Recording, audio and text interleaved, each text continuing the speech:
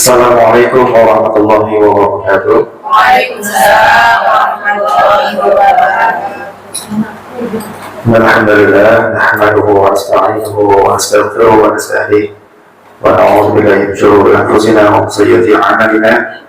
May yahdihillahu fala mudilla lahu wa may yudlil fala hadiya lahu. Asyhadu an la ilaha illallah wahdahu la syarika lahu wa asyhadu anna Muhammadan 'abduhu wa rasuluhu la nabiyya ba'dahu. Allahumma shalli wa sallim ala nabiyyina Muhammadin wa ala alihi wa ashabihi wa azwajihi wa man tabi'ahum bi ihsanin ila yaumil. Allahumma anfa'na bima 'allamtana wa 'allimna ma yanfa'una wa zidna ilman. Wa rabbi shrah li sadri wa yassir li amri wa hlul 'uqdatam min lisani yafqahu qawli. Alhamdulillah, segala puji bagi Allah Subhanahu wa taala yang masih senantiasa memberikan nikmat rahmat, nikmat hidayah, yang dimana kita dengannya itu bisa berkumpul kembali di majelis ilmu untuk mendapatkan ridha Allah Subhanahu wa taala, rahmat Allah Subhanahu wa taala, dan juga ilmu yang bermanfaat untuk bekal kita di yaumil akhir.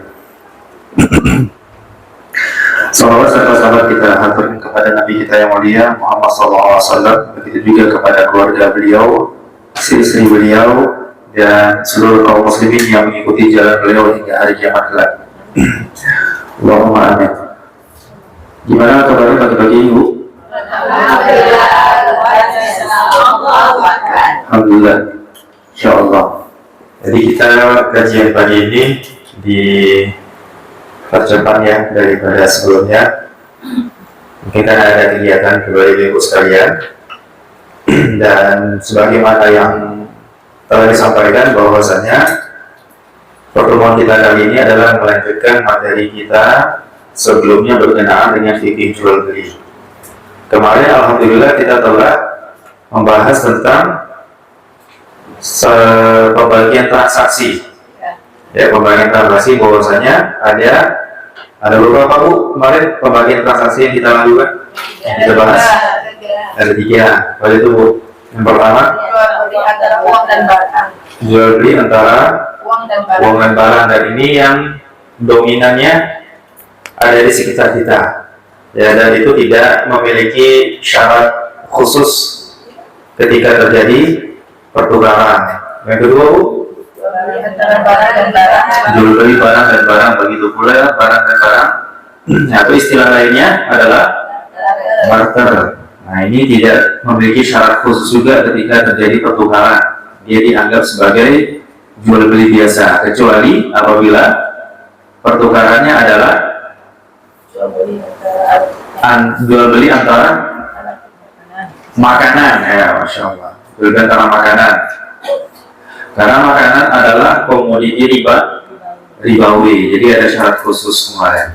Kemudian yang ketiga adalah jual beli antara alat tukar. Alat tukar kita ada emas, perak, dan mata uang di zaman sekarang. Jadi juga ada syarat khususnya karena termasuk komoditi ribawi, dan kita sudah bahas kemarin. Namun ada satu permasalahan yang ingin saya luruskan. Kemarin ada salah satu dari jamaah bertanya tentang hukum hutang emas kemudian dibayar uang. Saya sempat menyampaikan kemarin bahwasanya itu diperbolehkan kalau saya tidak salah ingat. Jadi hukum emas atau hutang emas ini tetap dibayar emas, Bu, ya. Hukum hutang emas tetap dibayar dengan emas. Uang dengan uang. Kalau hutangnya rupiah, maka dibayar juga dengan rupiah. Kalau hutangnya dolar, dibayar juga dengan dolar. Nah, demikian. Jadi kalau misalnya hutang emas dibayar uang, maka di situ ada potensi riba. Terutama emas itu seringnya mengalami fluktuasi atau peningkatan nilai. Nah, kalau misalnya dibayar dengan uang, maka otomatis ada kelebihan di sana nantinya. Dia bisa menguntungkan pihak yang menghutangi. Ya, di mana kita mempunyai kaidah seluruh hutang yang membawa manfaat kepada yang menghutangi, maka manfaat tersebut dikategorikan sebagai riba. Ya, Sebelum kita lanjutkan, ada pertanyaan dengan materi kemarin mungkin Bu? Ya, silakan Bu. Lagu yang lalu kan itu nggak hadir. Iya. Jadi itu kan ada menunjukkan masih sama lawan. Iya. Dia jual emasnya dulu harganya sekian. Tapi dia membayarnya dengan harga yang dia dapat dijual itu nggak dibantah. Ibu meminjamkan emas kepada teman, kemudian teman Ibu menjualkan emas Ibu. Ya. Kemudian Ibu mempersyaratkan kembalinya emas atau uang Bu.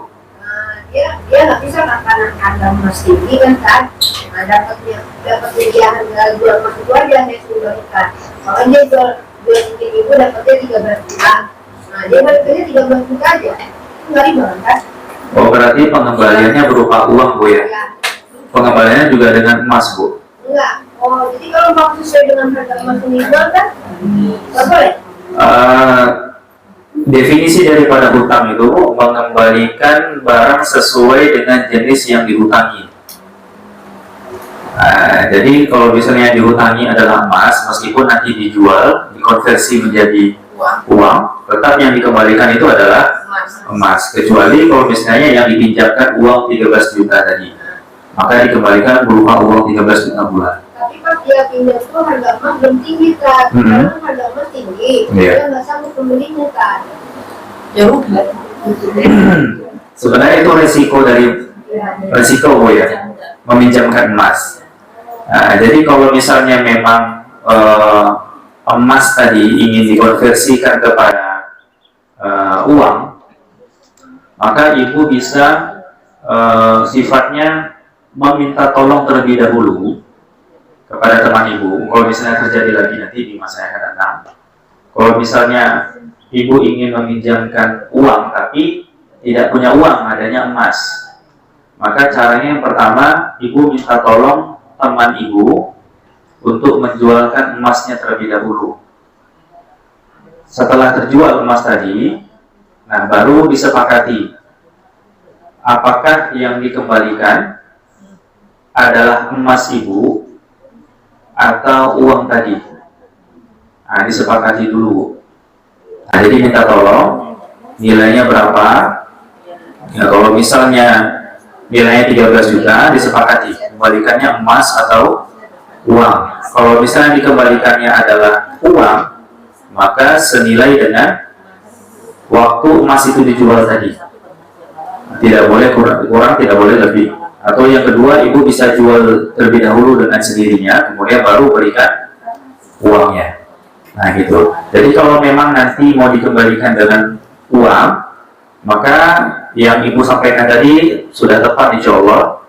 Ya, kalaupun misalnya itu nanti kita perlu berhati-hati. Jadi nanti kalau bisa yang dikembalikan itu adalah nilai emas ketika dijual. Jadi disepakati yang dihutang ini adalah uangnya bukan emasnya gitu Bu. Allah. Sama-sama Bu. Ya, Bu. Kalau jual beli itu kan harus di majelis akad atau kan? Ya, jual beli ada majelis akad. Terus ini kan saya jual beli sama pelanggan, terus kembaliannya nggak ada Ustaz. Terus saya janjikan besok atau beli lagi itu gimana? Kan udah keluar dari majelis. Baik, berarti ketika jual beli, ketika pembayaran tidak ada kembalian. Kemudian Ibu janjikan besok atau di kemudian hari, maka itu sifatnya utang. Tetap sah jual belinya. Jadi tidak dikategorikan jual beli antara alat tukar. Tidak dikategorikan jual beli alat tukar yang dimana seharusnya dikembalikan misalnya harga 50.000, pembelian 50.000 diberikan uang 100.000, tidak ada kembali 50.000. Nah 50.000 ini utang jadinya. Tapi dalam skema jual beli antara barang dengan uang, bukan antara uang sama uang. Nah gitu. Jadi itu tidak termasuk skema jual beli antara alat tukar. Allah. Ada lagi Bu? Sebelum kita lanjut ya. Ustaz, saya belum paham lagi tentang itu. Saya ngambil kesimpulan gini. Berarti kalau saya meminjamkan emas ke orang, ya kan? Kalau perjanjian kita harga emas itu masuk Ustaz itu. Harga emas hari ini nanti kembalikan harga emas hari ini aja gitu. Atau enggak saya jualkan dulu emas itu, poin kedua jualkan emas dulu, harga 10 juta saya kasihkan dia 10 juta, dia bisa memberikan saya 10 juta. Atau enggak poin ketiga, saya kasih emas 3 gram, 3 emas, dia memberikan saya 3 emas meskipun harga emas melambung gitu. Iya, bisa Pokoknya itu 1, 2, 3 itu kita pilih. Iya betul. Yang pertama tadi memang secara sekilas itu seperti pengembalian hutang yang tidak dengan jenisnya. Ya, karena ketika kita memberikan emas dijual, kemudian dibalikkan berupa uang. Tapi perbedaannya Bu, yang pertama kita belum berakad kepada teman kita tadi. Kita hanya sifatnya Bu, minta tolong jualkan dulu. Jadi teman kita ini sebagai wakil kita untuk menjualkan emas. Di situ kita belum berakad berupa hutang. Kecuali sudah kita berakad. Ini emas saya kasihkan ke kamu. Saya pinjam ke kamu. Nah, ketika itu kita tidak peduli mau dia jual lagi atau mau dia tetap pakai emas itu, misalnya dia mau kembalikan ke kita, intinya kita tidak peduli mau diapakan emas itu. Nah, itu perbedaannya. Yang pertama, itu kita sifatnya mewakilkan teman kita sebagai pengganti diri kita untuk menjualkan emas kita. Di situ kita perlu berakad. Nah, nanti ketika sudah dijual, diberitahukan oleh teman kita, harganya 10 juta misalnya. Nah, pada saat itu, barulah kita berakad. Saya pinjamkan uang ini kepada kamu. Berarti yang dipinjamkan pada saat itu uang. Maka dikembalikan juga 10 juta berdasarkan penjualan emas tadi. Nah, gitu Bu, kurang lebih. Ini kalau misalnya saya kasih emas sama teman saya, kemudian dibawa pergi, saya tidak peduli mau berapa harganya dijual sama dia. Kalian nanti emas. Pokoknya kembalikan emas. Atau kembalikan uang seharga emas seharga emas pada saat itu. Pokoknya saya tidak peduli mau dikembalikan emas atau dikembalikan uang, pokoknya saya kasih emas. Nah, itu yang pertama. Atau misalnya saya kasih emas, saya minta uang. Saat itu saya sudah berakad, saya tidak peduli pada saat itu berapa nilai jual emas yang dia jual. Nah, itu berarti sudah berakad hutang namanya. Nah, bedanya tipis sekali Bu. Ya Bu ya. Saya paham Bu, insya Allah. Ya Bu, Ada juga nih kalau misalnya kita pinjamin emas, tapi dia bersetelah juga minta tarikan emas. Iya, memang demikian asalnya Bu. Karena harga emas kan mahal, dia nggak bisa mampu. Itu resiko daripada meminjamkan emas. Kalau memang ingin dikembalikan uang Bu, seperti tadi skemanya. Misalnya kita tidak sempat untuk menjualkan emas, kita minta tolong dulu sama kawan tadi, tolong jual emas saya ini. Berapa nilainya, beritahu ke saya ketika penjualan. Kemudian setelah itu minta tolong dulu sama teman, tolong jualkan emas saya itu. Nah, jadi tolong jualkan emas saya dulu. Beritahu kepada saya berapa nilai jual emasnya tadi. Nah, itu titik perbedaannya Bu. Kita harus tahu berapa nilai jualnya tadi. Sehingga dari situ kita sudah tahu, misalnya nilainya ternyata 10 juta. Diberitahukan ke kita oleh kawan kita tadi. Nah, 10 juta itu saya pinjamkan ke kamu. Nah, kemudian kembalikan juga 10 juta. Kalau tidak ingin si yang menghutang tadi mengalami kerugian atau mengalami kerepotan nantinya untuk mengembalikan emas. Demikian. Bedanya apa Bu? Kita harus tahu atau diberitahukan oleh teman kita berapa nilai jualnya, kemudian setelah itu baru kita berakad. Nah, beda kalau dari awal kita sudah berakad, kita berikan emas nih, emas 3 gram. Nah, kembalikan emas. Dia nggak peduli berapa harga jual emas yang dijualkan oleh kawannya tadi. Pokoknya kembalikan emas. Atau kembalikan uang. Nah, gitu. Paham Bu ya? Jauh ya. Jadi kalau gini Ustaz, Iya Bu. dia utang emas sama kita, Nah, kalau nggak, saya adanya emas. Langsung emas itu diletaknya di pajak Pegadaian. Nah, itu kita nggak baca. Jadi emas itu digadaikan si yang meminjam ini. Tapi emas saya itu gimana Ustaz? Boleh? Jadi ibu memberikan emas kepada teman ibu. Nah, Sifatnya? sifatnya tetap ganti emas. Ganti emas. Nah, Oke. lalu emas itu digadaikannya di pegadaian. Gimana Ustaz? Boleh? Boleh, sudah boleh, karena itu sudah menjadi milik dia. Sudah milik dia. Karena akadnya emas saya udah ya. Iya, sama ibu sudah jelas akadnya hutang. Kemudian emas yang sudah diberikan ini sudah milik dia. Mau dia apakan terserah dia. Dia mesti berutang ya. Iya, gitu. Cuman nanti kita juga akan membahas nih, Bu. Ada satu momen ketika misalnya kita melakukan akad terhadap barang yang diperbolehkan. Tapi secara dugaan kuat kita atau keyakinan kita, barang yang kita jual atau barang yang kita berikan digunakan untuk sesuatu yang terlarang. Ya. Nah, jadinya akad yang mubah tadi menjadi terlarang. Contoh misalnya tadi emas. Kita punya dugaan kuat atau dia memberitahukan kepada kita emas ini mau digadai dengan akad ribawi dengan. Nah, itu tidak boleh. Kita meminjamkan. Kalau dari awal kita tahu. Nah, gitu. Nah, insya Allah. Nah, tapi kalau misalnya tidak tahu, di awal akad kita tidak tahu, maka tidak masalah bagi kitanya yang meminjamkan atau bahkan yang menjualkan. Nanti kita akan bahas insya Allah. Nanti dosanya kepada yang berhutang tadi. Ya Bu ya? Baik, insya Allah. Kita lanjutkan dulu Bu ya. Baik. Pengantar fikih jual beli yang bagian kedua ini kita membahas tentang rukun dan syarat jual beli. Rukun dan syarat jual beli.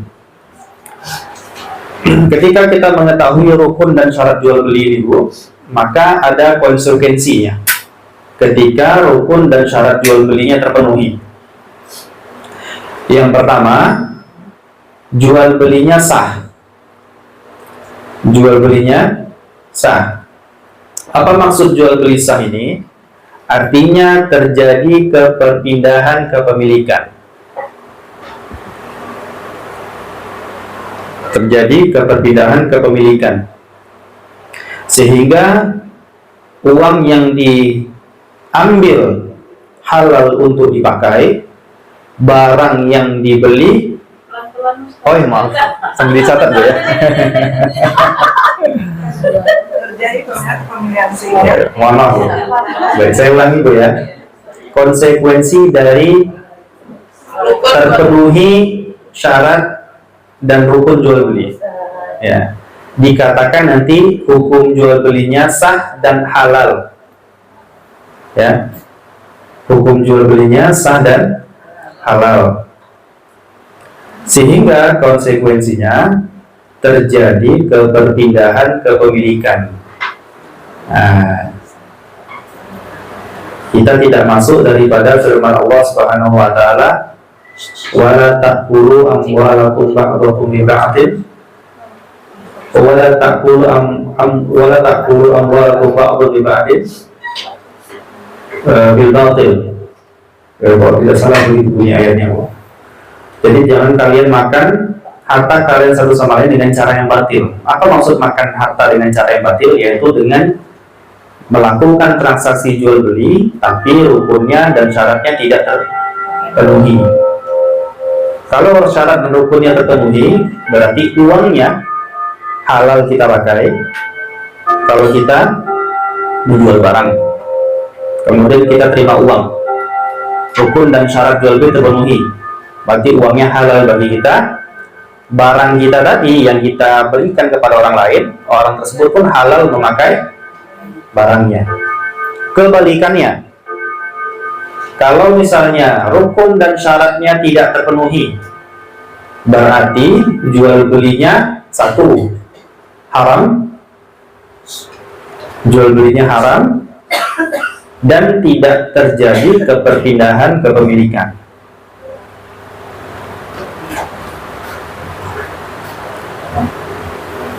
Kalau tidak sah keperpindahan kepemilikannya, berarti saya jual buku ini kepada kawan saya, tapi tak terpenuhi rukun dan syaratnya, maka uang hasil dari penjualan buku ini haram bagi saya, dan buku yang dimanfaatkan oleh teman saya ini pun selama masih ada pada dia juga haram untuk dimanfaatkan.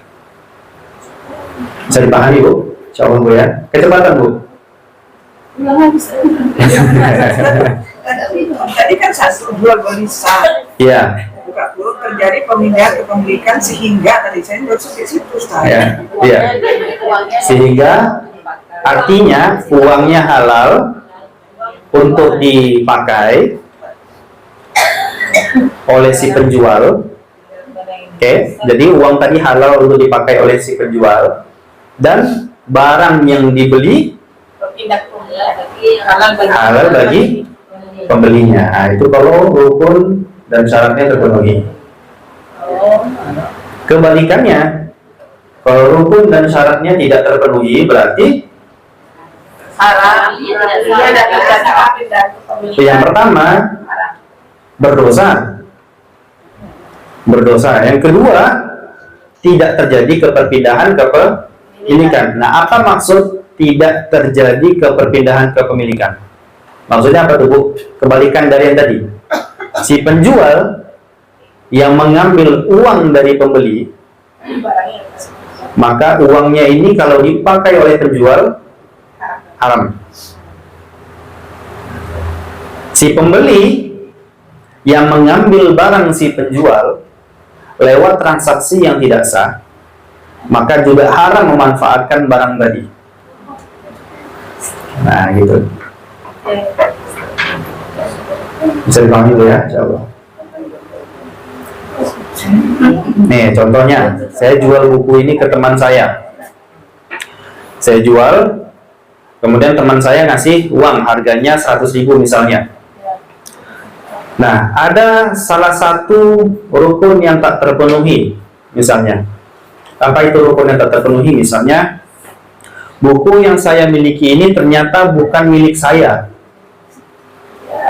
Salah satu rukunnya, bukunya bukan milik saya. Saya jual ke orang, dan orang tuh tahu juga ini bukunya bukan milik saya.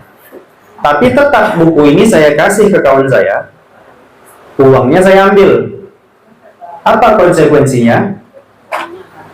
Uang ini belum sah menjadi milik saya, dan buku ini juga tidak sah menjadi milik teman saya. Kalau tetap dikonsumsi, uang ini saya konsumsi ke diri saya, uangnya uang haram, buku ini dimanfaatkan oleh teman saya, maka pemanfaatan yang haram. Nah, itu maksudnya. Berarti buku itu Ustadz jualkan, tapi bukan punya Ustadz itu. Iya. Nah, itu salah satu rukun yang tak terpenuhi. Menjualnya barang yang belum saya miliki atau tidak yang saya miliki. Jadi kan kita kebanyakan, saya sendiri lah, menjualkan barang kawan saya ke kawan saya yang lain. Nah, itu nanti ada syaratnya. Betul. Nah, itu salah satu gambaran. Itu contohnya, Bu, ya. Contoh salah satu rukun bahwasanya barang ini harus milik saya. Tapi nanti ada caranya gimana supaya diperbolehkan menjual barang yang bukan milik kita. Nah, itu nanti ada caranya nanti, Bu, ya, insyaallah. Ini sebagai gambaran saja. Ya, Bu, ya. Baik, rukun yang pertama itu ada namanya subjek transaksi, Bu. Rukun jual beli yang pertama itu adanya subjek transaksi. Siapa subjek transaksi ini? Yaitu penjual dan pembeli. Wah, mantap, Masya Allah.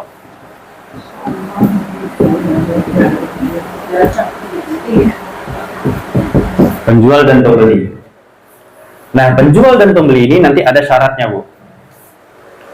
Yang pertama, penjual dan pembeli ini syaratnya adalah orangnya balik dan berakal. Balik dan berakal. Baik penjual dan pembeli itu adalah harus orang yang sudah balik dan berakal. Artinya apa, Bu?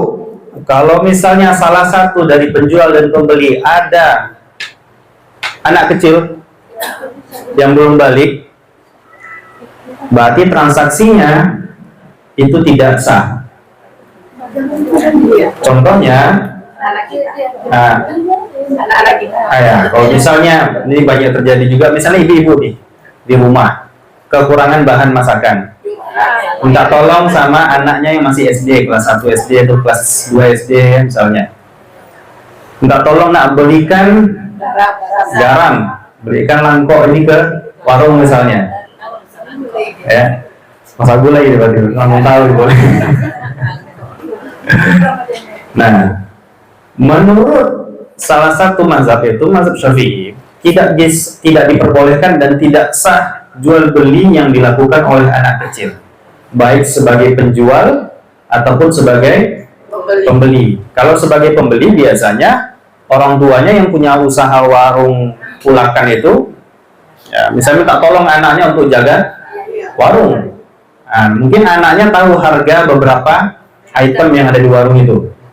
Nah, dijuallah oleh anak itu kepada pembeli yang dewasa. Ini juga tidak sah menurut mazhab Syafi'i, karena anak kecil cenderung tidak mengetahui manfaat atau tidak mengetahui bagaimana harus melakukan transaksi jual beli, sehingga kedepannya berpotensi terjadinya adanya sengketa.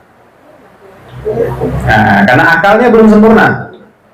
Kalau terjadi sengketa akan sulit nantinya. Ya. Nah, itu salah satu alasan mazhab Syafi'i tidak memperbolehkan jual belinya anak kecil, karena berpotensi terjadinya sengketa yang sulit untuk diselesaikan nantinya, yang hanya bisa diselesaikan oleh orang dewasa. Nah, adapun sebagian mazhab, ya berarti orang balik dan berakal ini tidak boleh, Bu, ya, yang tidak balik. Anak kecil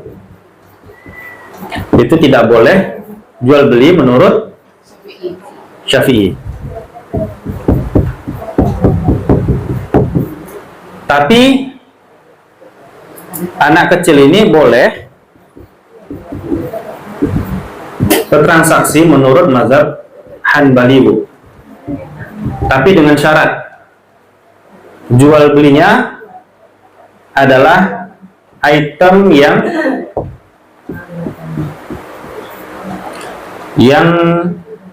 murah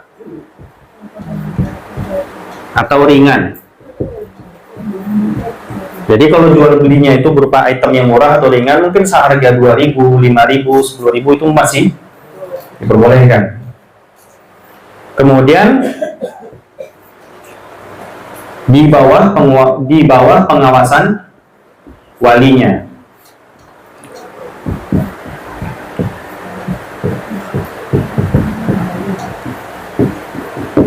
Nah, di bawah pengawasan wali, artinya dia diizinkan oleh walinya. Ya, seperti ibu memberikan uang jajan kepada anak-anak SD-nya untuk belanja di kantin sekolahnya. Nah, berarti itu kan rata-rata jual beli untuk anak kecil itu berapa uang jajan anak kecil? 10.000. Ya, 10.000. Ya. Jarang ada yang 50.000, ya. Sekali belanja ada mungkin. Tapi itu mungkin level menengah ke atas mungkin, ya. Tapi kalau yang pada umumnya, SD pada umumnya atau sekolah pada umumnya, itu jajanannya mungkin hanya 1.000, 2.000, 5.000 itu udah mahal kayaknya. Ya, jadi itu diperbolehkan, dan itu juga di bawah pengawasan walinya, diizinkan oleh walinya. Nah, ini menurut Hambali diperbolehkan. Lebih daripada itu, itemnya mahal, kemudian dia beli tidak di bawah penguasaan wali, maka tidak sah jual belinya. Contoh aja, Bu, kalau misalnya anak ini dia punya harta sendiri, nilainya mungkin dia punya 500.000, kemudian dia beli untuk top up game misalnya, pernah lihat, Bu? Di Indomaret dia juga. Habis itu diterima oleh pihak Indomaretnya, akhirnya apa yang terjadi, Bu? Sengketa habis itu, ya kan? Karena apa? Karena jual belinya tidak di bawah pengawasan orang tuanya. Orang tuanya mau protes gimana? nggak bisa, uangnya sudah diterima, gitu. Jadi jual beli anak kecil itu banyak akan menimbulkan sengketa karena dia tidak tahu bagaimana cara mengelola uang. Nah, ada sebagian ulama menambahkan, selain dia balik dan berakal, dia harus rasyid, Bu. Rasyid. Rasyid ini artinya baik agama dan baik pengelolaan hartanya.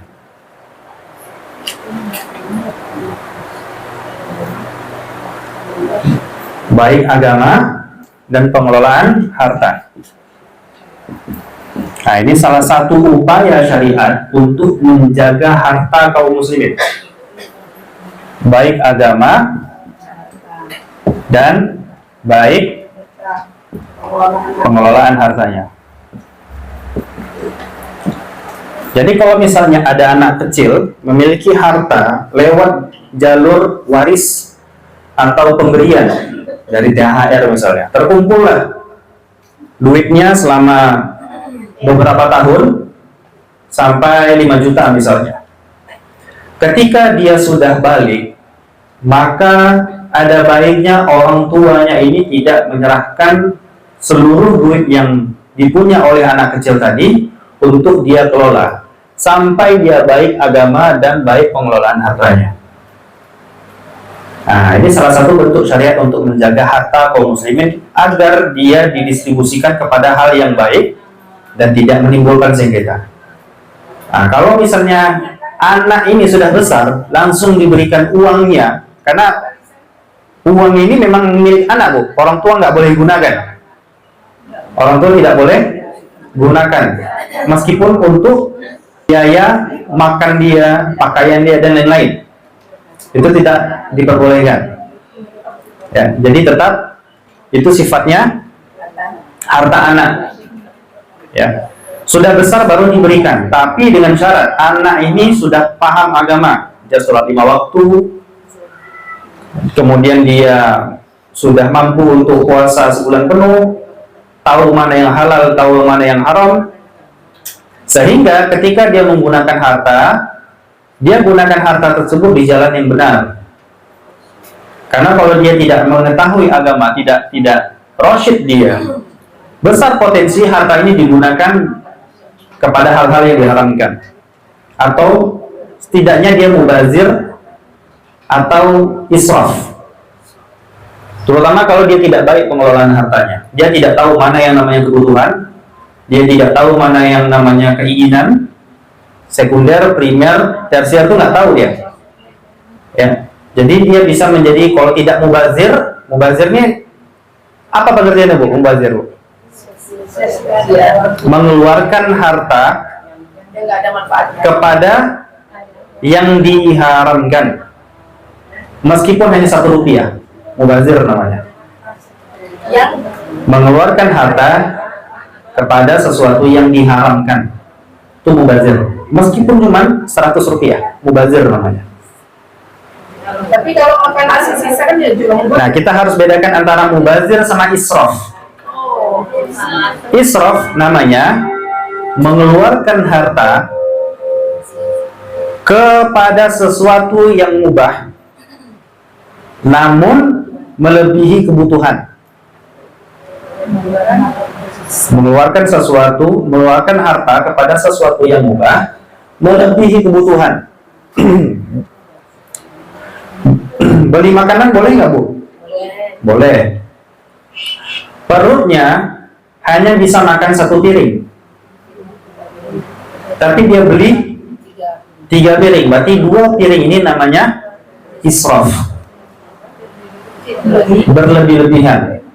Ini sebagaimana difirmankan oleh Allah Subhanahu wa taala, kulu washrabu wala tusrifu, masyaallah. Itu maksudnya, makanlah, minumlah, dan jangan berlebihan. Bukan hanya makan dan minum, seluruh pembelian terhadap sesuatu yang mubah tapi melebihi kebutuhan namanya israf. Jadi kalau mubazir. Nah, kalau mubazir itu, Bu, misal mengeluarkan harta kepada sesuatu yang diharamkan. Itu namanya mubazir. Meskipun harganya murah. Contohnya apa, Bu? Satu batang rokok berapa harganya, Bu? Iya. Satu batang rokok harganya berapa, Bu? 1.000, 2.000, 3.000, Satu batang yang ditanyakan. 5.000, Bu, ya? Tapi bukan rokok. 5.000 ya, kalau wajar Ustaz. 5.000. Ini murah atau mahal, Bu? 5.000. Ya, bagi kita ya, Bu. Bagi kita mungkin yang nggak merokok kan, jadi 5.000 ini seakan sayang ya kalau dipakai untuk rokok. Tapi pada dominannya nilai 5.000 ini murah, Bu. Digunakan untuk sesuatu yang haram, itu tetap namanya mubazir. Dalam Al-Quran ada haram hukum rokok. Di dalam Al-Quran. Kalau di dalam Al-Quran hukum merokok tidak ada secara spesifik dijelaskan, Bu. Nah, makruh. Baik. Kalau kita bahas tentang rokok, Bu, ya. Rokok itu dibahas secara spesifik di buku-buku ulama kita terdahulu. Dia tidak disebutkan, Bu, rokok ini seperti khamar. Kalau khamar kan memang secara lafaz disebutkan. Tapi rokok tidak ada. Rokok itu bahasanya tadkhin, Bu. Tadkhin. Itu nggak ada disebutkan dalam Al-Quran maupun hadis. Nah, kita tahu, Bu, rokok itu bukan hanya ada di zaman sekarang, di zaman dulu udah ada. Hanya saja cara melakukan riset untuk mengetahui rokok ini bahaya atau tidak dibatasi oleh fasilitas. Artinya teknologi dan cara riset zaman sekarang tidak sama dengan zaman dahulu. Jadi para ulama kita untuk mengetahui tentang efek samping daripada rokok ini melakukan observasi lapangan kepada orang-orang yang merokok. Nggak ada dulu namanya ronsen, Bu. Ronsen itu nggak ada. Kemudian untuk mengetahui nama-nama bahan yang ada pada rokok itu juga tidak diketahui. Maka satu-satunya cara adalah observasi pengguna rokok. Nah, ternyata berbeda-beda. Ada yang sampai menimbulkan penyakit, ada yang sehat-sehat aja, ada yang mungkin ada timbul mudorot tapi ringan mudorotnya. Nah, sehingga karena observasi yang sifatnya ini relatif, satu sisi hukum asal yang ada di dunia ini adalah mubah.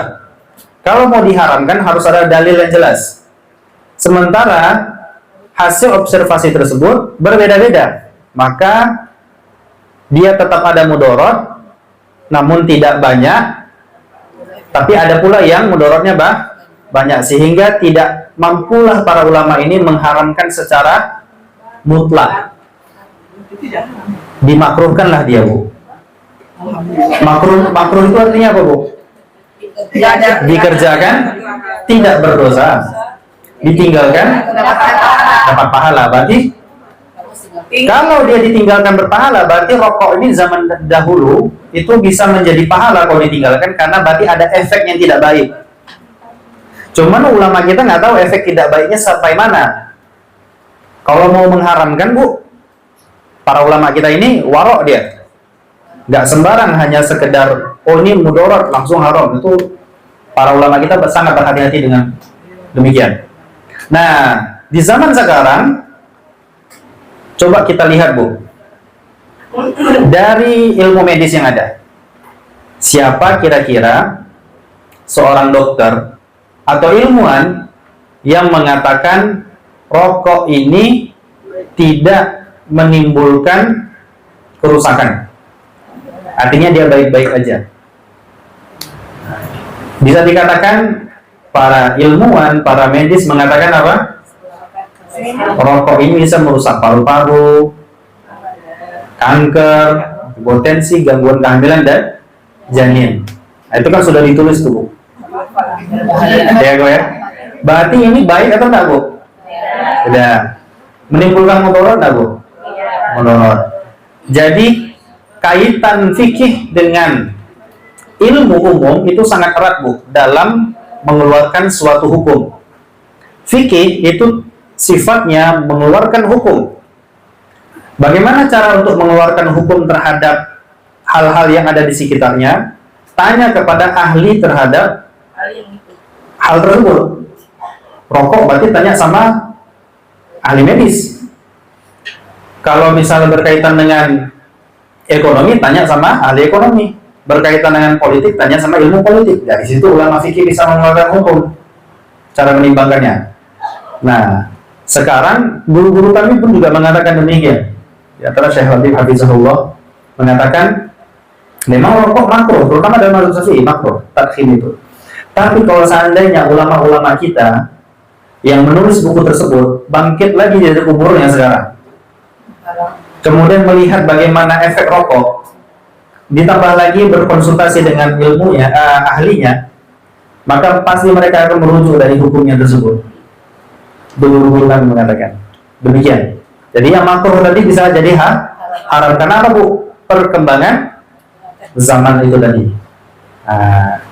Jadi kalau misalnya ada yang mengatakan rokok itu makruh, kita bisa katakan Bu, yang masih mengatakan rokok itu makruh di zaman sekarang, dia adalah orang yang ketinggalan zaman. Jadi dimarahi lah kami Ustaz.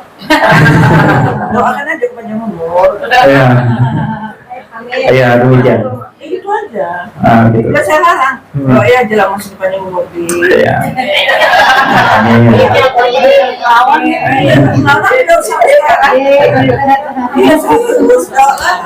Iya, Bu. Karena aku rontok dia tuh mati dia tuh mati di pasar di mana Ya, memang agak sulit ya Bu masalah rokok ini. Baru juga Ustaz lupa ada masalah itu ya. Iya. Semuanya kembali kepada keinginan Bu ya. Niat yang kuat. Ya, perokok yang harus berpuasa di bulan Ramadan itu insya Allah bisa menahan tidak merokok dari pagi sampai maghrib. Ya, meskipun ada efek sampingnya Bu ya, pusing, ya tangannya kesemutan, ya dan lain-lain. Ya, tapi intinya bisa. Ya gitu. Itu tergantung daripada niatnya lagi. Ya, banyak juga teman saya yang perokok aktif dulunya, bisa dikategorikan parah lah waktu aku sekolah dulu kayak bandel-bandel. Nah sekarang sudah berhenti total dan tidak lama. Ya masa muda dulu, kita pernah muda dulu ya. Pernah muda juga, bandel juga. Ya termasuk saya juga dulu merokok waktu muda, karena pergaulan.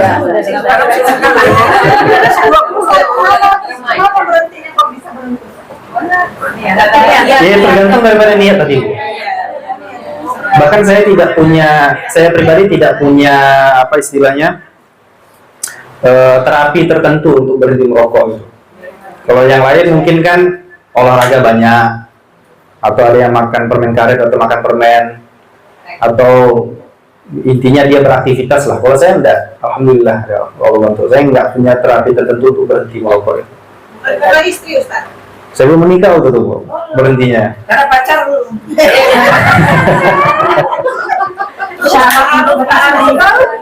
Enggak juga Bu. Saya berhenti dari saya merokok itu mungkin tahun 2013. Berhenti, bahkan saya berhenti sebelum saya ngaji. Sebelum saya belajar agama saya sudah berhenti. 2016 saya sudah berhenti. Alhamdulillah sampai sekarang berhenti.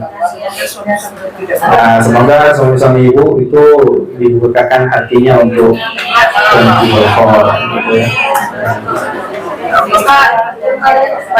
Ya, kita balik lagi Bu ya. Bertanya atau gimana Bu? Tanya saya. Atau kita akhirkan dulu Bu? Kita lanjutkan dulu ya. Nah, syarat yang kedua ini Bu. Ini balik berakal Bu ya. Syarat kedua itu penjual dan pembeli itu tidak boleh melakukan transaksi karena dipaksa. Tidak boleh dipaksa dia untuk membeli dan tidak boleh dipaksa untuk menjual. tidak boleh. Beda ya Bu antara dipaksa sama terpaksa. Tidak boleh. Kalau saya pulang lagi, Tidak boleh dipaksa. Dipaksa untuk membeli atau dipaksa untuk menjual. menjual. Berarti tidak ada paksaan. Tidak ada paksaan.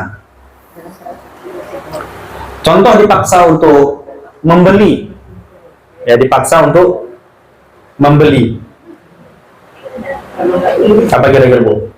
Seseorang dipaksa untuk membeli. Menjual aja kayak beli utang rumahmu dijual aja sudah mah. Dipaksa untuk membeli. Dia punya hutang misalnya, bagus Bu, Masya Allah. Seseorang berhutang, dia nggak punya uang untuk bayar hutangnya. Datang orang yang menghutanginya, menagih. Saya nggak ada uang misalnya untuk membayar hutang saya.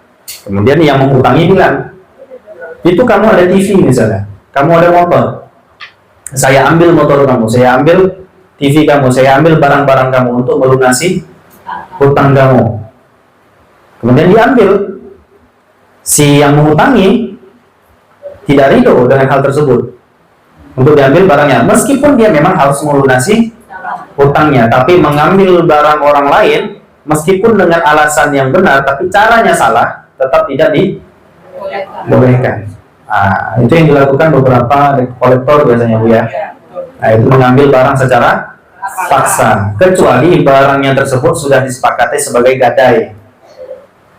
Itu memang harus diambil. Tapi kalau tidak disepakati sebagai gadai, main ambil-ambil saja, kemudian itu nanti dijual untuk melunasi hutang, tidak boleh. Itu salah satu contoh dipaksa menjual. Itu hutang bukan sama kan? Ya, hutang. Jadi dia mempunyai hutang, tak punya uang untuk membayar. Yang dia punya cuma barang. Yang menghutangi memaksa untuk menjual barang tersebut. Kemudian hutangnya ini dikurangi berdasarkan nilai barangnya. Itu kan terjadi jual beli Bu. Terjadi jual beli itu.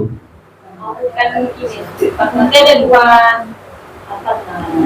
sisi. Dua sisi. Jadi satu sisi utang, satu lagi sisi jual beli. Iya. Misalnya saya yang dipaksa menjual, saya transaksi kepada si C. Berarti transaksi saya dengan si C itu tidak sah. Tidak sah karena dipaksa untuk menjual, untuk mengurangi hutangnya. Itu skemanya jual beli Bu. Meskipun dengan hutang itu nanti masuk di bab suluh Bu. Kita bab suluh itu uangnya nggak ada sama kita, tapi kita punya barang itu kita kasih yang menghutangi, kemudian utang kita dikurangi berdasarkan nilai barang yang dikasih, itu bisa. Misalnya saya nggak punya uang, saya punyanya HP,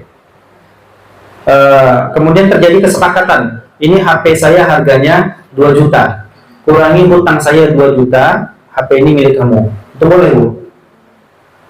Tapi kalau misalnya dipaksa, saya nggak mau jual HP saya, tapi dipaksa, itu nggak boleh. Nggak boleh, itu haram ya. Tapi itu haram. Terus kalau dia yang menggadaikan barangnya Ustaz, Kalau gadai beda Bu. Kalau gadai sudah disepakati. terus kalau kita memanfaatkan barang yang digadaikannya karena dia nggak bayar utang, Nggak boleh. Memanfaatkan barang gadai nggak boleh. Jatuh riba. Ya Bu? Yang adanya jatuh tempo, yang ini Iya. boleh. Iya. Orangnya setuju. nggak boleh. Sama, kan tetap boleh boleh. paksa. Yang penting disepakati Bu. Nggak boleh dipaksa. Artinya kalau dia tidak mau, jangan dipaksa. Kalau dibayar utangnya Ustaz, tapi Yang orang yang berutang itu nggak bayar. Iya itu dia Bu. Jadi kita memang punya hak Bu ya untuk dipenuhi. Tapi bukan berarti kita membenarkan segala cara untuk hak kita ini terpenuhi. Nah itu ada juga harus ada dengan cara yang diperbolehkan. Gitu deh. Kecuali barang gadai itu sepakati ini HP barang gadai. Kalau bisa nggak dipenuhi hutangnya, HP dijual. Mau nggak mau memang harus dipaksa untuk dijual. Gitu Bu ya. Atau dipaksa untuk membeli. Apa contohnya untuk dipaksa untuk membeli Bu? Kalau tadi kan dipaksa untuk menjual, sekarang dipaksa untuk membeli. Tawarkan barang gitu kan. Ya, kalau misalnya diancam Bu, Oh, sampai diancam. Makanya saya bilang tadi harus dibedakan antara dipaksa sama terpaksa.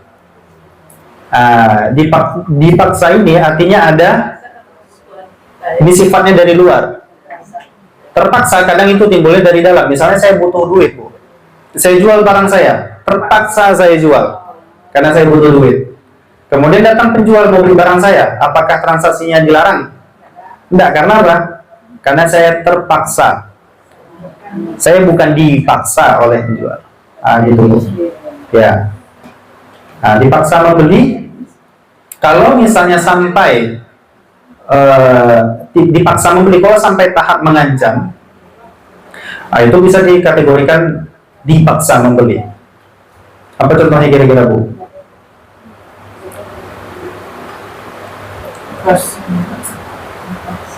Dipaksa membeli. Jadi pembelinya itu dipaksa untuk membeli. Ini contohnya, Bu, waktu saya masih kecil, Bu, ya, di sekolah. Apa, Bu? Udah ada keluar pokoknya tadi. Jadi waktu saya di sekolah dulu, Gak usah beli buku, Ustaz. itu dia. Sampai sekarang tuh iya. Jadi sekolah saya sekolah negeri, Bu. Sekolah negeri kan negeri itu nggak boleh gurunya jual buku. Gurunya itu punya modul tersendiri yang dibuat. Anak-anaknya diwajibkan untuk membeli. Ya. Jadi ambil dulu, bayaran boleh nanti, tapi kita wajib ambil. Ditagih terus tiap hari, kapan bayar gitu. Itu kan dipaksa berarti untuk membeli. Terlebih kalau misalnya dia adalah sekolah negeri, nggak boleh guru itu menjual buku. Jadi Ustaz, kalau meskipun di swasta pun diwajibkan membeli loh, Ustaz. Kalau di swasta beda, Bu. Kalau swasta dia tidak ada larangan khusus dari dinas untuk menjual buku. Kalau misalnya negeri itu di bawah pemerintahan, memang buku-bukunya itu gratis, sudah subsidi. Beda sama swasta. Swasta ini memang bahkan boleh itu ngambil untung daripada penjualan buku. Cuman memang itu tadi, Bu. Kalau dipaksa, Ustaz? Kalau dipaksa tetap nggak boleh. Nggak boleh kan, Ustaz? Iya, nggak boleh sebenarnya. Gitu. Kalau buku, Bu, ya. Iya kan, bisa beli di luar karena harganya agak murah. Iya, betul. Iya, termasuk. Kecuali seragam, Bu, ya. Ya. Seragam itu mau nggak mau harus kita beli, sekalipun dipaksa sama sekolah, karena dia sudah aturan dari negara pemerintah. Memang harus ada seragam sekolah itu. Kalau nggak, malahan sekolah itu yang kena nanti. Beda sama buku. Buku tuh kalau kita nggak punya juga masalah, apalagi kalau misalnya kita mau beli duluan. Itu salah satu contoh membeli dipaksa. Jadi ya. Baik. Selanjutnya objek transaksi, Bu. Tadi subjek, ada penjual dan pembeli. Sekarang objek transaksinya ada syarat. Nah, objek transaksi.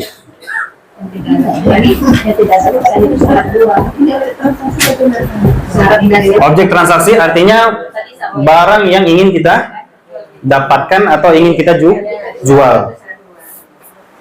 Syaratnya yang pertama, objek tersebut adalah suci. Objeknya harus suci, artinya bukan barang najis.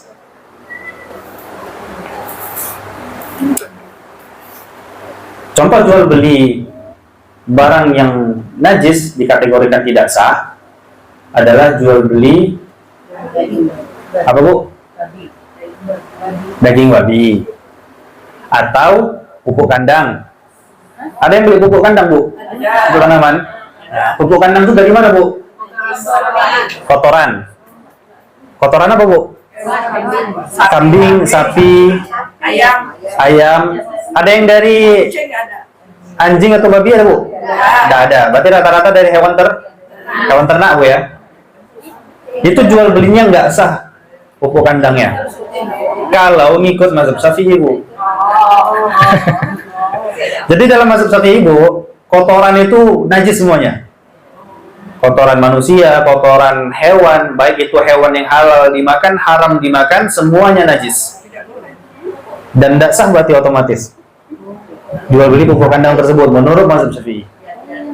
Tapi kalau menurut mazhab Hambali ini, Bu, kotoran hewan ternak Artinya kotoran hewan yang halal dimakan suci. Kalau terkena najis, Bu, kotoran hewan, kotoran ayam, kotoran kerbau, kotoran sapi, terkena pakaian kita, kemudian kita bawa sholat, sholatnya sah menurut mazhab Hambali. Atau misalnya ibu-ibu umroh, ternyata di pakaiannya ada kotoran burung misalnya, nah, itu sholatnya sah menurut mazhab Hambali. Jadi kalau mau dikategorikan jual beli pupuk kandang ini sah, berarti kita ngikut mazhab Hambali itu tadi. Nah, itulah fikih, Bu. Kemudian tidak diperbolehkan juga untuk jual beli darah, Bu. Misalnya kita mau donor darah, kemudian kita dibayar karena transfusi darah tersebut. Dipatok harganya, sekali transfusi 100.000 untuk satu kantong misalnya. Sekarang sistemnya kantong. Satu kantong. Tapi kan lama juga dengan darah Pak. Iya, Bu? Sekarang kan di PMI itu kan gini, Ustaz.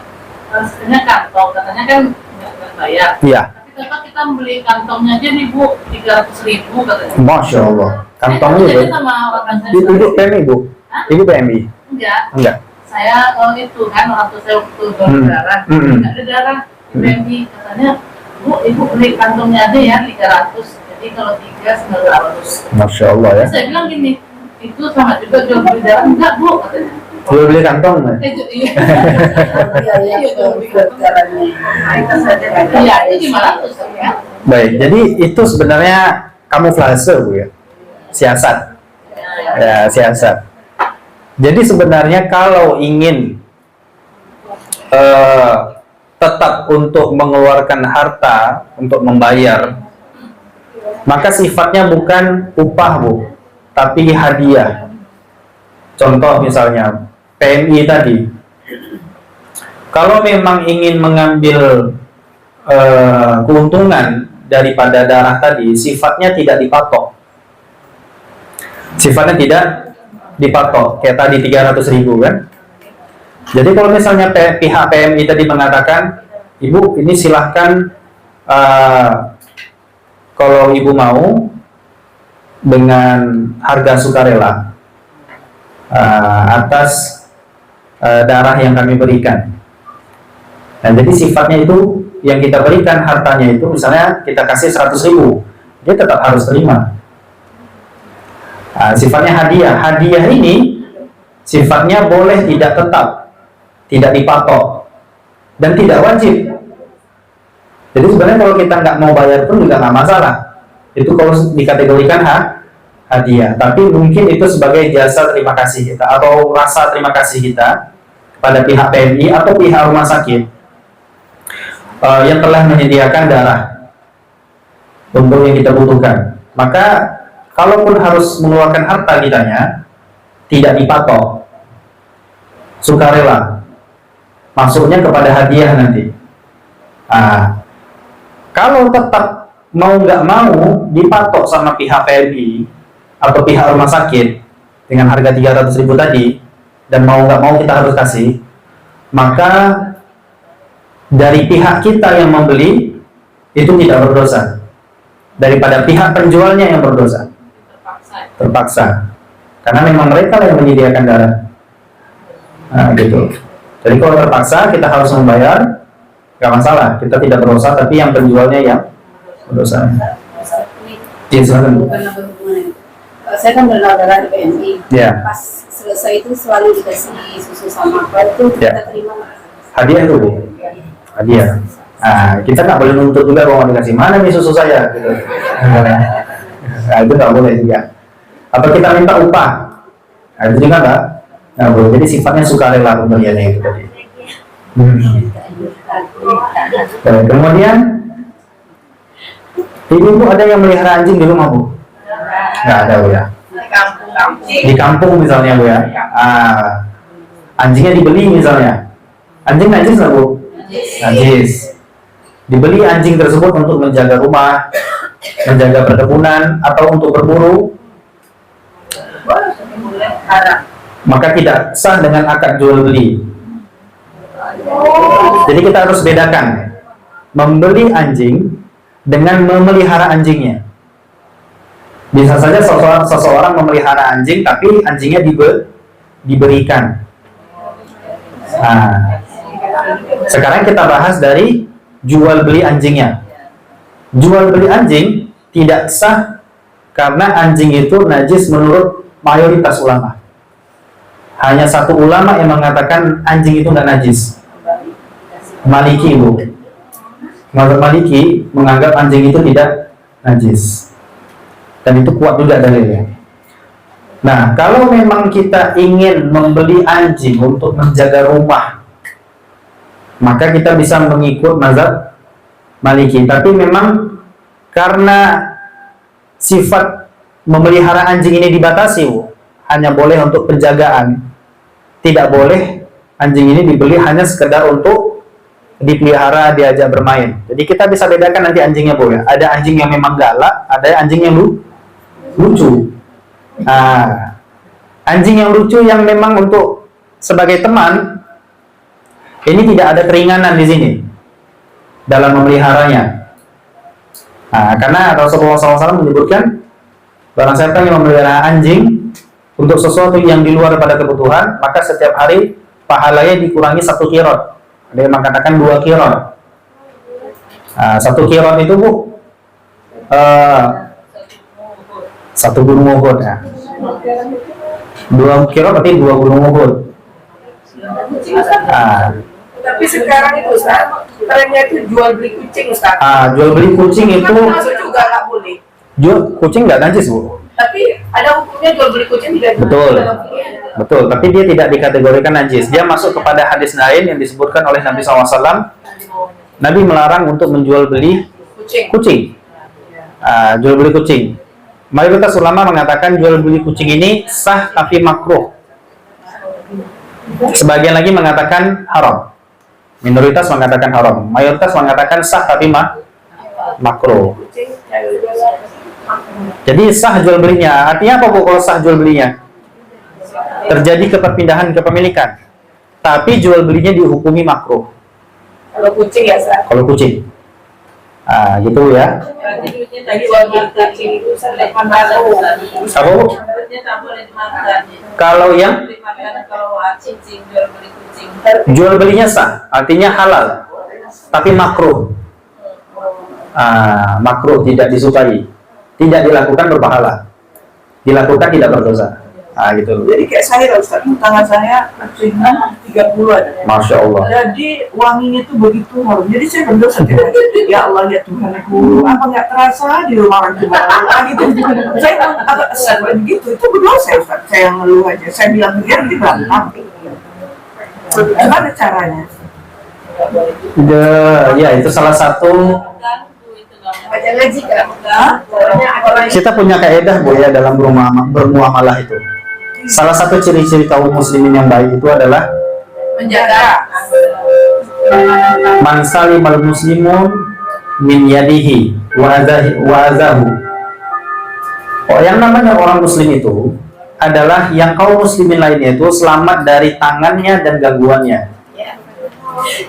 Jadi di antara bentuk cabang dari keimanan adalah tidak mengganggu kaum muslimin lainnya. Di antara itu tadi, kita memang punya hak untuk memelihara kucing, atau memelihara ayam, atau memelihara hewan-hewan ternak lainnya. Tapi tidak boleh karena hak kita tersebut mengganggu haknya orang lain. Saya juga merasakan, Bu, tetangga saya itu rata-rata memelihara kucing. Siapa dia karena kucing saya anaknya. Enggak juga. Itu saya tidak tahu itu dari mana bisa diambil kesimpulan demikian. Kalau kita lama kan jadi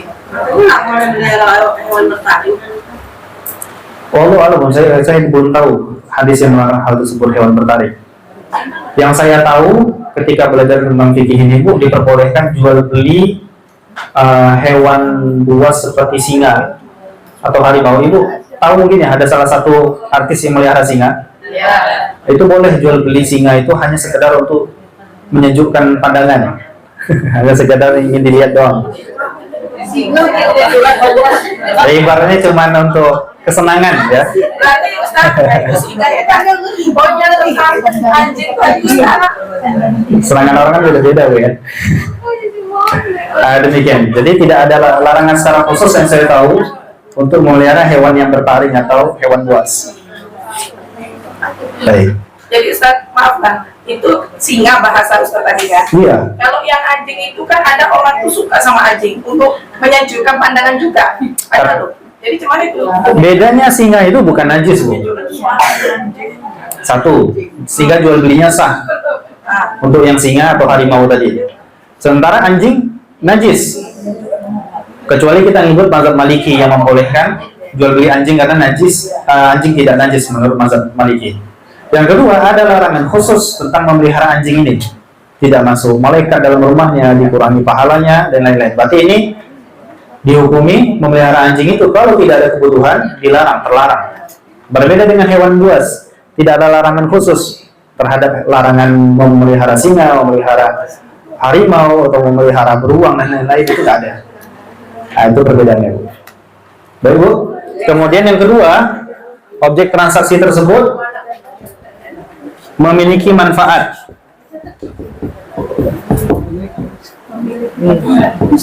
Memiliki manfaat. Nah, manfaat ini, Bu, manfaat objek transaksi itu ada 3. Yang pertama, ada barang yang memang hanya dimanfaatkan untuk sesuatu yang haram saja. Ya. Kalau misalnya barang tersebut adalah barang haram, maka jual belinya tidak sah. Contoh yang dibeli itu kayak tadi, rokok misalnya. Ya. Contohnya lagi alat musik. Ya. Itu kan hanya digunakan untuk sesuatu yang haram. Iya, nggak boleh, Bu. Kalau alat musik pada umumnya itu tidak diperbolehkan, karena alat musik itu haram menurut, bisa dikatakan, kesepakatan ulama. Hanya sebagian kecil ulama yang memperbolehkan, itu pun juga hanya sebagian alat musik seperti yang disebutkan itu tadi, rebana, ya hadron seperti itu. Jadi dia rebana namanya, Bu, ya. Yang ada gitar nggak boleh, Bu. Nggak boleh. Ya, Bu, rebana boleh. Jual beli rebana boleh. Enggak mesti, Bu. Laki-laki juga boleh. Kalau untuk rebana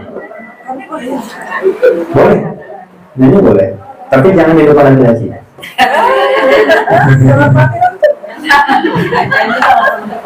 Tapi Ustaz, maaf ya, kan kalau saya berpatokan dengan, kan ada ulama yang membolehkan main musik di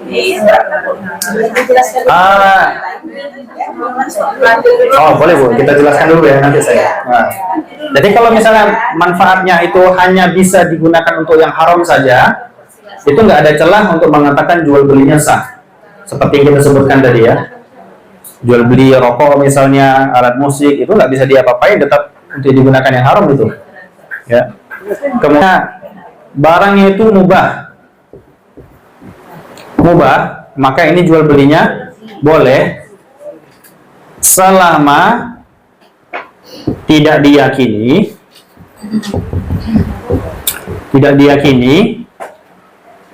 atau dugaan kuat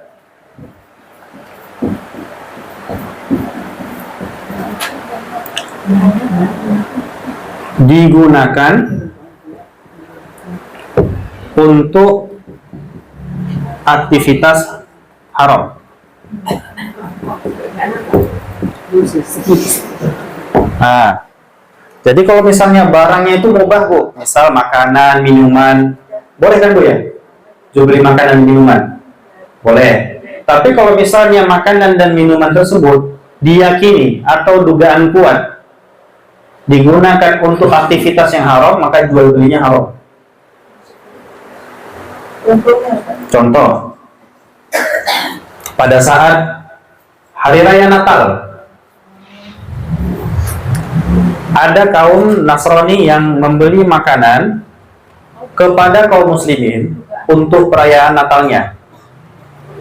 Kemudian diberitahu ini adalah untuk perayaan Natal, kue kah, minuman dan lain semacamnya. Sudah diberitahu, Bu. Makanan dan minuman itu mubah, tapi karena digunakan untuk sesuatu yang haram, maka tidak sah sekaligus berdosa. Jadi kalau jualan kue untuk lebaran Natal itu nggak boleh. Nggak boleh. Masuk daripada kategori firman Allah Subhanahu wa taala. Jadi kalau Allah mengatakan apa Bu tentang masalah tolong menolong dalam kebaikan dan keburukan? Masih ingat apa ayat Al-Qur'an itu? Wa ta'awanu 'alal birri wat taqwa wa ta'awanu 'alal ismi wal 'udwan. Tolong menolonglah dalam kebaikan dan ketakwaan dan jangan tolong menolong dalam keburukan dan dosa.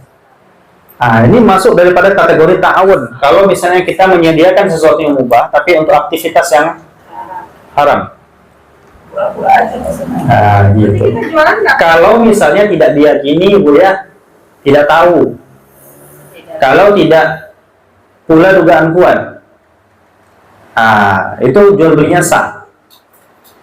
Kalau misalnya ketika kita transaksi jual beli, tahu-tahu tanpa sepengetahuan kita digunakan untuk aktivitas yang haram, kitanya tidak berdosa karena tidak tahu. Tapi sekarang kita tahu nih, contoh jual beli pakaian fashion yang memang dominannya dipakai untuk di luar rumah dan terbuka auratnya. Pakaian perempuan terbuka aurat dan memang dominannya dipakai untuk di luar. Itu juga tidak diperbolehkan. Jadi ada pakaian perempuan itu memang digunakan untuk fashion Bu ya, dipakai di luar rumah, terbuka pula auratnya. Itu tak boleh jual beli hal tersebut. Kosmetik gitu juga Bu. Kosmetik ini kan ada yang sifatnya perawatan, ada yang sifatnya memang berhias. Kalau memang kosmetik ini digunakan untuk berhias pada orang yang diyakini dipakai di luar rumah, masuk daripada kategori tabarus. Itu juga diharamkan jual beli kosmetik tadi kepada orang yang kita yakini demikian. Gitu. Ya Bu ya. Tapi kita nggak boleh jual berkaitan sama orang yang non-muslim.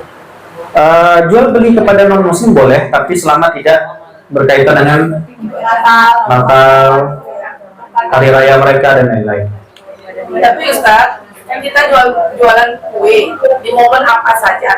Kan kita tahu sekarang momennya Natalan. Ya. Dengan otomatis orang yang non muslim ya. Jadi kita tutup atau gimana? Kalau mau memang tutup nggak masalah sih Bu, itu keputusan. Cuman masalahnya kita tahu atau tidaknya. Tahu atau tidaknya ketika dibeli kue ini, kan kita bisa melihat indikasi. Apakah ingin digunakan untuk Natal atau tidak?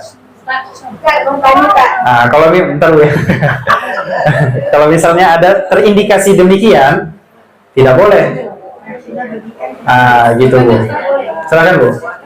Ini kalau ada yang memesan kan biasanya tuh orang yang memesan muslim. Iya. Dia kan mau dipesan. Terus dia mau muslim aja memang dirasa orang saya mau boleh kan? Itu gimana tuh Ustaz? Orang non muslim mengundang orang muslim dalam acara pernikahan atau apa di gereja. pernikahan di gereja. Jadi dia ngundang kan ada yang muslim ya. Kan ada juga dia ngundang yang muslim yang satu tangganya contohnya. Jadi dia memesan ke saya itu yang muslim aja, Pak. Gimana tuh Ustaz? Boleh saya terima atau enggak? Jadi pesanan makanan ini untuk pernikahan. Kalau untuk pernikahan boleh Bu. Untuk pernikahan. Tapi kan nggak Islam. Iya, nggak masalah. Pernikahan ini bukan hari raya khusus. Kecuali bukan aktivitas keagamaan. Jadi adat. Kecuali Natal atau Paskah atau Valentine dan lain-lain. Silakan Bu. Kalau sore ibu kan bikin kue kering kan, dipesan sama orang yang Non muslim.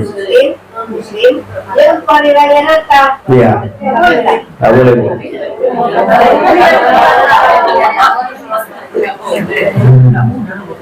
Jadi cara menolaknya bagaimana Tad? Nggak boleh saya. Iya, bilang aja saya nggak bisa untuk hari raya. Menurut keyakinan saya itu tidak diperbolehkan. Tidak toleransi. Kalau dia toleransi, seharusnya dia paham gitu. Sekarang Bu, habis menyewakan mobil. Ya. Selama bukan untuk tujuan perayaan tadi nggak masalah. Kalau hanya sekedar liburan misalnya. Ya. Parcel gitu loh. Mobil untuk parcel. Oh, mengantar parcel. Oh, gitu. Saat Imlek dia berparcel untuk Imlek gitu. Mungkin jualan untuk antar-antar itu. Anunya juga mas itu juga Sama. nggak boleh ya. Nggak boleh. Jadi semua aktivitas di mana apa kategori ta'awun tolong menolong ini Bu? Yang di mana kalau misalnya kita tidak ikut andil di dalamnya, maka aktivitas tersebut tidak berjalan dengan lancar. Jadi kalau misalnya kita tahu, ya Bu ya, tahu atau dugaan kuat dipakai untuk hal demikian, tidak boleh kita lakukan. Iya betul, nggak boleh. Sama halnya dengan saya orang kerja tukang bangunan itu Ustaz ya. Iya. Ada proyeknya bangun gereja. Bangun gereja juga nggak boleh. Itu boleh kan Bu, membangun bangunan, kategorinya mubah. Tapi karena berkaitan dengan aktivitas haram tadi menjadi haram. Jadi kita ada batasan di situ. Makanya saya katakan dalam beberapa kesempatan itu kepada jamaah, ketika kita mempunyai usaha, ketika kita mempunyai bisnis, entah itu dagangan dan lain-lain, kita jangan berpatokan mencari keuntungan. Kalau kita berpatokan mencari keuntungan, target keuntungan, terkadang kita khilaf, tak peduli itu datangnya dari mana. Karena target kita apa Bu? Nyari untung. Tapi coba diubah mindsetnya. Yang dicari ini ketika berdagang adalah mencari keberkahan. Jadi kalau misalnya dagangan kita ini untungnya sedikit atau bahkan tidak untung sama sekali, tapi kita menjalankannya di atas syariat, sekalipun tak untung tapi ada berkahnya. Nah, ini yang harus diubah mindsetnya. Memang betul berat Bu, apalagi kalau misalnya pesanannya banyak, ya kan? Sebelumnya kosong orderan, tiba-tiba sekali datang banyak. Sekali datang orderannya untuk hal-hal yang dilarang. Nah, ini disinilah diuji keimanan itu. Makanya di dalam hadis Nabi SAW disebutkan Bu, para pedagang, para pebisnis yang mereka ini ketika melakukan transaksi tetap memperhatikan halal dan haram, maka dia dibangkitkan bersama para syuhada. Syuhada itu siapa Bu? Orang yang mati syahid, orang yang mati di medan perang. Besar nggak Bu pahalanya Bu? Besarnya seperti misalnya kita diuji tadi, berat nggak Bu? Menolak orderan banyak, sementara kita ada kebutuhan. Karena ada unsur-unsur jihad di sini Bu, meskipun bukan jihad jiwa, tapi jihad apa Bu? Hawa nafsu. Nah, begitu Bu ya. Silakan. Gini Ustaz, kalau ada orang pesan, karena ada orang pesan terus dia ngasih DP saya, contohnya batal, itu gimana Ustaz? Dia ngasih DP kemudian batal. Pertanyaannya, boleh nggak DP-nya itu dikembalikan atau kita ambil gitu Bu ya? Jadi kalau masalah DP ini Bu, khilaf juga para ulama. Apakah ya Bu? Ya. Jadi khilaf para ulama, apakah DP ini boleh kita ambil atau harus kita kembalikan? Kalau ngikut mazhab Syafi'i nggak boleh DP ini kita ambil Bu, karena transaksinya nggak jadi. Nah, orang yang nggak dapat manfaat, kitanya dapat keuntungan. Tapi menurut mazhab Hambali boleh, dan ini pernah dipraktekkan oleh Umar bin Khattab radhiyallahu anhu. Karena apa Bu? Karena di sana ada kerugian yang kita tanggung. Ya, udah dipaksa belanja. Nah, di situ ada kerugian kita tanggung. Sama begitu juga di toko-toko. Terkadang kita mau barang sesuatu, takut diambil sama orang lain, kita DP. Otomatis yang punya barang nggak bisa jual ke orang lain Bu. Kalau misalnya ada datang nih mau beli cash tunai, dia nggak bisa jual karena apa? Karena sudah di DP. Nah, berarti di situ ada kerugian waktu, ada kerugian terhadap resiko yang dia ambil. Maka DP itu boleh diambil karena berdasarkan apa yang disebutkan tadi. Yang batasnya gimana, Ustaz? Ya, kalau memang mau diambil DP-nya nggak dikembalikan nggak masalah. Akadnya diperbarui atau cuma? Iya, jadi tinggal diberitahukan aja di depan. Ya, akan diberitahukan supaya ada kejelasan. DP yang telah diberikan tidak bisa dikembalikan lagi. Gitu. Jadi uangnya nggak haram lah ya, Ustaz ya? Enggak. Insya Allah. Allah. Udah jam 10 mau tanya Jam 10. Ke rumah aja bisa. Ditahan pertanyaannya ya. Kalau boleh diajukan pertanyaan yang simpan dulu. Dicatat di buku, minggu depan kita tanya lagi. Masih banyak ya. Minggu depan masih sama Ustadz kita. Ibu ya. Baik, terima kasih Bu ya, karena kita dibatasi oleh waktu dan juga semangat Ibu. Jadi waktu ini tidak bisa mengcover semangat kita. Jadi insya Allah kita lanjutkan di pekan yang akan datang Bu ya.